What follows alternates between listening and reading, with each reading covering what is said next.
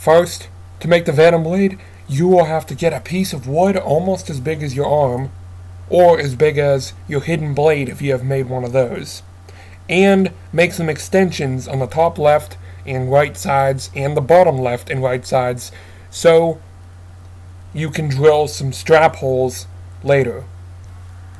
Then you're going to want to cut some arms for the crossbow, which are about an inch wide, and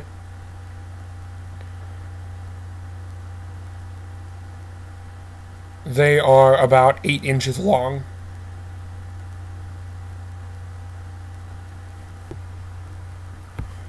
As you can see, the arms are about as long as the mount, or base, you can call it.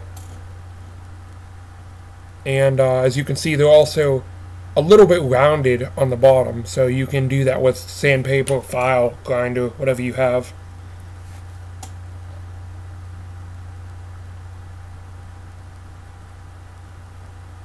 Can make sure that both of them will fit in the center of the base.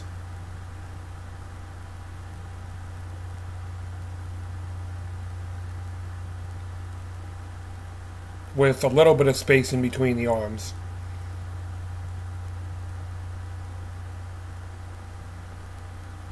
Now you can take this small little piece, which will give enough room for both of the arms, and you will drill a hole in between the arms later, and that piece will just be there to separate them for now, to get the right spacing. Now you can mark where you want to put the arms, take out the little piece, and put some screws in the top of the arms by hammering them in, just to hold the arms in place.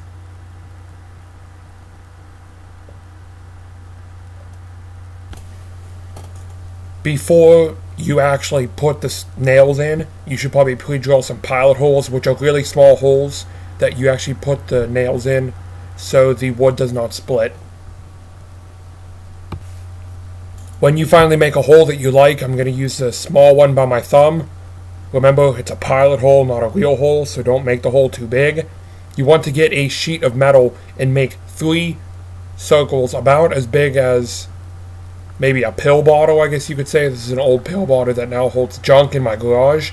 So I put it down, traced it, put it down, traced it again, but I darkened it so then it's a little bit smaller, and then put it down and darken this one even more.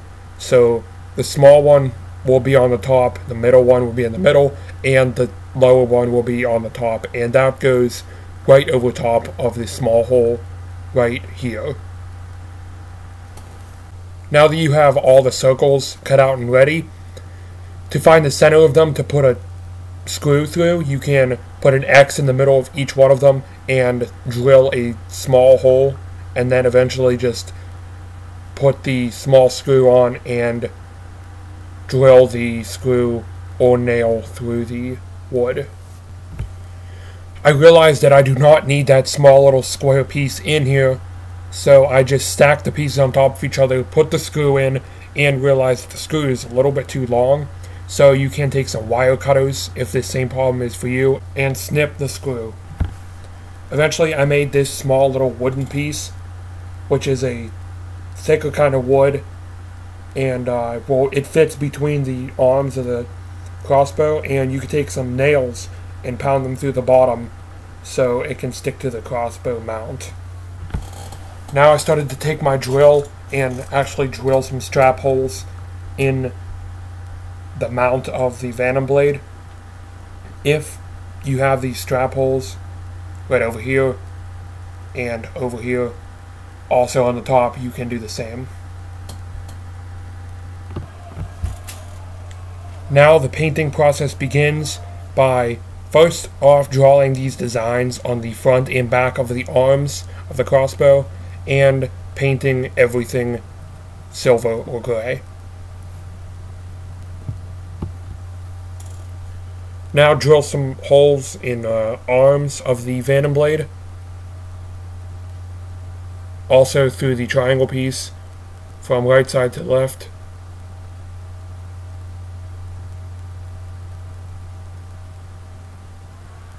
Using a thin material of string, like some fishing line, would be the smartest thing to do because it's hard to see, and it would make a good sturdy string for the crossbow.